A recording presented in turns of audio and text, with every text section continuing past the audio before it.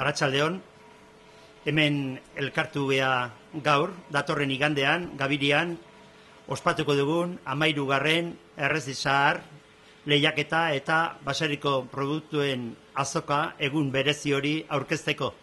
Eta lehenik eta behin, mahai honetan gaudenak aurkeztuko ditut. Nire eskerretara, herriko alkatea den Ibon Elgarrezta dugu, eta nire eskuinetara Korta Jatetxeko sukaldaria eta Sagar Goxo lehiaketan epaimaiko izango dena Lontxo Ormazabal. Aurkezpena egin ondoren, pixka bat kontatuko dizuet, zenbatek hartuko duten, zenbat herritarrek hartuko duten parte, datorren igandeko egun berezi horretan. 3 lehiaketa burutuko ditugu, alde batetik Errezi Zahar lehiaketa izango da, eta 13 herritarrek eman dute izena lehiaketa horretan parte hartzeko. Bestetik, Sagar Goxo edo Membrillo lehiaketa izango dugu, eta hor 12 herritar izango ditugu. Eta azkenik, ia badira 3 urte, Goierri beheko ezti lehiaketa ere Gabirian egun horretan ospatzen hasi ginela, eta hor 10 bat ezti ekoizlek hartuko dute parte.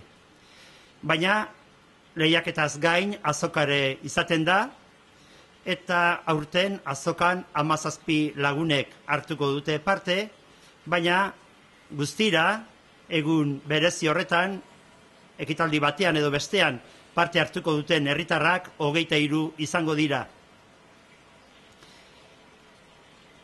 Sariketari dagokionez aipatu behar dugu, ez dugula guk lehia bultzatu nahi, eta ondorioz, azken ekitaldian saria irabazi zuten 3 herritarrek aurten ez dutela saririk jasoko. Izan ere, bultzatu nahi duguna da, Errezi Zaharra, eta Errezi Zaharrarekin batera, Gabiriko baserritarren produktuak zuzenean saltzeko aukera, eta Gabiri, herri gisa, txikia izan arren duina, Gabiri kanpoko jendeari ezagutzera emateko aukera. Ondorioz, ez da lehenengo, bigarren da 3. saririk izango Errezi Zahar lehiaketan, baizik eta 3 sari banatuko ditugu maila berekoak.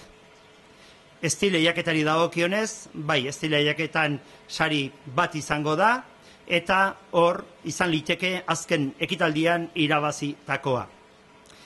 Azokari dagokionez, goizeko 10etarako dena prest izango dugu, eta ordubiak aldera bukatuko da ekintza. Eguardiko ordu batean, sariak zeinek jasoko dituzten aditzera emango dugu, eta lehiaketaz eta azokaz gain, azken 3 urte hauetan gurekin izan dugu Josu Osa, eta urten ere etortzekoa da, sagarrondoen txertaketa eta inausketari buruzko azalpen praktikoa egitera. Sektorean, hain momentu latzak pasatzen ari diren garai hauetan, herriko baserritarrek olako azoka zoragarri bat antolatzeko gaitasun hori izatea eskertzekoa da benetan. Horretaz gain, eskertu beharra dago Herbi Elkarteari antolaketa lan guzti horregatik, udalaren laguntzarekin 13. aldiz herriko produktuen azoka eta Errezi Zahar lehiaketa hau antolatzeko gaitasuna izan degulako. Saiako geha, Sagar Goxoik ongena, gu ustez ongena dana apartatzen, eta beste alde batetik, azkeneko urtetan egin izan den bezala, momentun bertan, konpota bat egiten gaituko gehan bertan, azoka hortan bertan, pixkat jendei ez erakusteko nola egiten da, baina bai akutsi eta bai jendeak produ dezan, eta ambientea pixkat behotzeko. Eta aparte, Errezi Zaharrak egiten dien postren salmentan izango dugu, oseak jendei animatzea etortzea, zerbait izango eta. Gabino.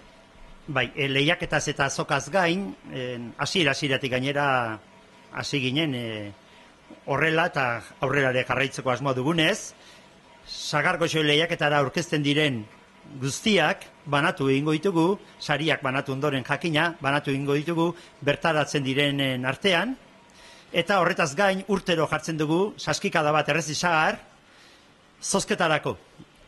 baserriko produktuak erosten dituztenei, boleto batzuk banatuko dizkiegu, eta gero, ordu bat aterdiak aldera edo, zozketa egingo dugu, eta egokitzen zaiona, saskikada bat errez izar, etxera eramateko aukera izango du doainik.